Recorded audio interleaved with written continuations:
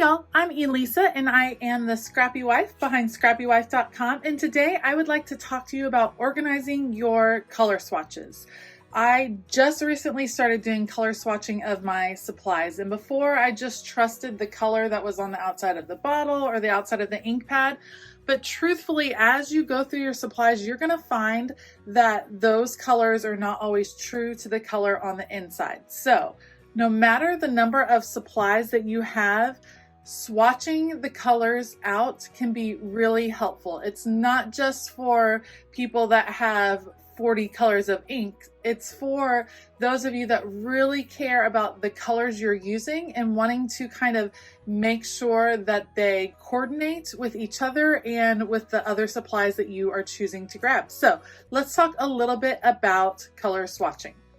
For my color swatching, I just use a simple 1/2-inch binder, and my sister bought for me for Christmas some of these dividers, and these are actually 2x2 dividers, and they're meant for coins, for those people that collect coins, but I am using them to make small color swatches. And the reason I decided to go with these small ones, I think they're easy to pull out, easy to manipulate.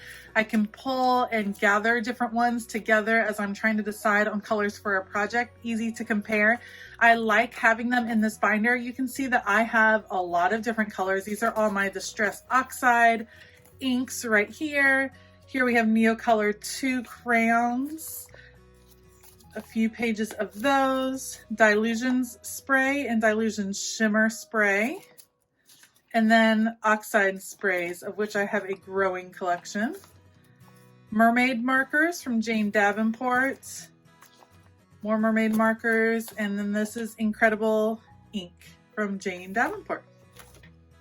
Now, you might be thinking, Elisa, my collection is not big enough to warrant a whole binder of swatches, and I totally understand that. Another great idea would be to create these little cards, same deal, 2x2, and put them on a ring. Just punch a little hole, keep them on a ring. You can hang them on the side of your craft cart, but you can also easily throw this into your purse if you're going shopping at the craft store or just going out and about, and you can compare colors and make sure you're not purchasing something that you already own or that's in a color scheme. If you're like me, you probably have a favorite color, something you kind of lean towards, and for me that is purples and blues.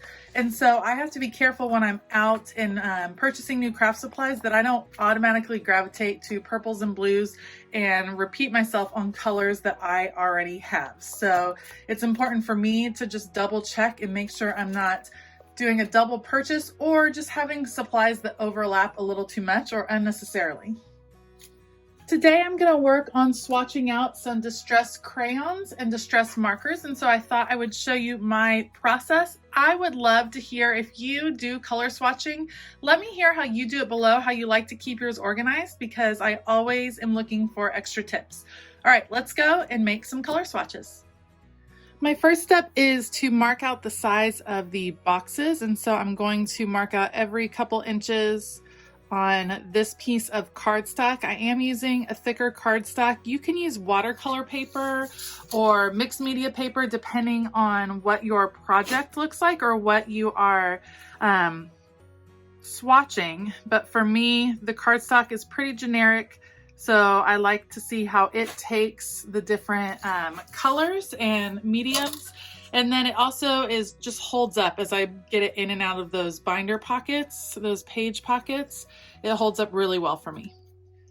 Okay, I've drawn out my grid right here. The next step for me is going to be to put this through my typewriter, and I have the supplies that I plan to swatch right here, and I will write out the name of the supply and then of course the color that it is. It's not necessary to use a typewriter. Of course, you can do this on your computer or you can just simply handwrite it. I like the look of the typewriter, and plus this is kind of a new toy for me, so I like playing with it. So I'll put you on fast forward, put this through the typewriter and get that put together.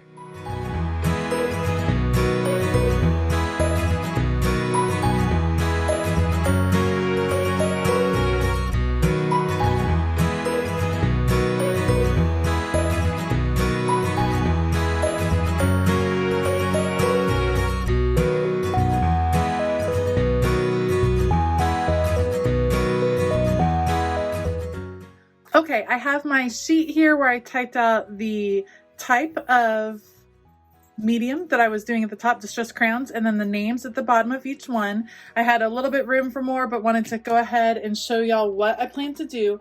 When you are swatching your mediums, you want to make sure that you swatch it in the way that you generally use that medium. So with these distress oxide crayons, I generally am coloring straight on a project with these. So this one is frayed burlap. So what I'm going to do is I'm just going to draw a heart right here, loosely fill it in on one side, because now I have a swatch of what it looks like directly out of the container. And then on the other side, I'm going to take my water brush right here, get a little bit of water coming through, and then I'm going to mix this on the other side with water so that I can see what it looks like. Something else I like to do is making sure I have different shades. So what I can do is pull out the color this way. So that way I can see what that crayon is going to do under different conditions. So depending on what I'm looking for, I have all the colors right there. So that would be the frayed burlap. I'll do the same thing for the peacock feathers. My other suggestion is when you're doing one type of medium and making several color swatches, repeat what it is that you're doing. That way you can see how all of the different colors react. So same deal with the peacock feathers. I'm going to come in on this side and kind of pull that color a little bit so I can see the shading, and then I'm going to pull it out to the side and see, I can see all of the different ways that that color reacts in the different situations. And I can go through and continue to work in adding all of those in.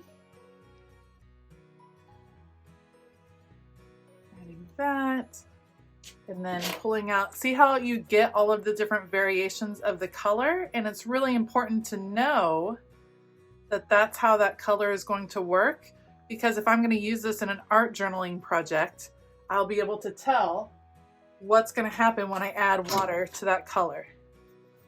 All right, let me fill in the rest of this page.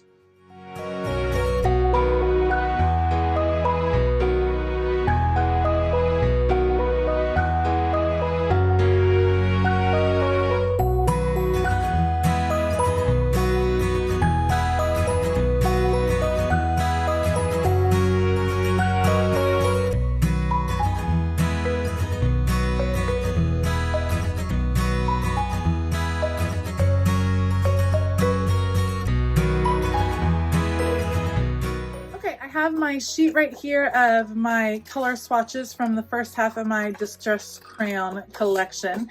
And as I cut them out, I just wanted to talk a little bit about some more reasons why you might want to do some color swatches. For me, I am a supplies lover, as I know a lot of you are, and I like to pick up different supplies at different times, just depending on trends and things that are going on in the industry. And one thing that I've loved about color swatching is that it's a great reminder of the supplies that I have in my stash. And as an art journaler or Bible journaler, what I can do is kind of challenge myself to reach for something different. We all have our go-tos. It might be watercolor, it might be distress oxides, just whatever your kind of favorite medium is. And it's great to have your favorites chosen and know what you like. But it's also great to challenge yourself and to think outside the box and try some different techniques. And if you have your color swatching done, you can almost take, say you're a distress oxide lover, take those color swatches, compare them with some watercolor swatches, or compare them with a different ink or a spray, and try using some of those same colors, but in a different medium, and see what it feels like to just try something different. So having those color swatches and seeing what is comparable across brands and across mediums is really helpful for when you're challenging yourself. Like I said, when you're shopping, it's super helpful to know what you have already. I know so many of us are wondering, do I have a purple ink? Do I do I have this shade of green? So having those color swatches available, maybe even snapping some pictures of your swatch sheets on your phone so you don't have to carry the actual swatches around. That is also really helpful to do. And then another thing, when you're working on a specific project, maybe you're picking colors to go with a devotional or with a new paper line, it's nice to have all of your colors out. Like I said, they don't often match up exactly with what is on the cover or what is on the top of like these distressed crayon inks. This is not what comes out exactly. So for instance, here's the shaded lilac. Now it's close, but see how much darker it is right here? I would not have known that I could get that shade out of this by just looking at the top of this marker. So it is helpful to see your shades. What I like to do is I will finish swatching these. I will put them all in rainbow order because rainbow order makes me happy. And then I'll insert them in my book. Okay, I hope you enjoyed this quick peek into how I organize my color swatches. It can be a great technique for just adding a little organization to your craft room. If you enjoyed this video, please give it a thumbs up and consider hitting that subscribe button as well as that bell notification button. I hope you have a fantastic day, and as always, keep it creative.